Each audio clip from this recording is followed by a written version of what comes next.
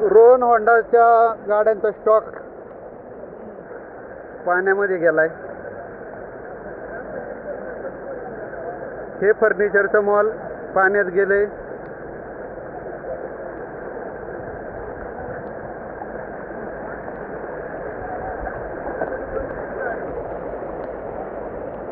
हे घर पाण्यात गेले.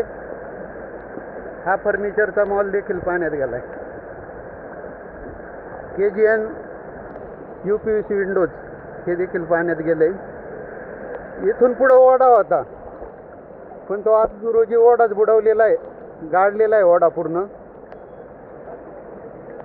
त्याच्यामुळं नैसर्गिक प्रवाह बंद झालेला आहे. पाणी जायला जागाच ठेवलेली नाही.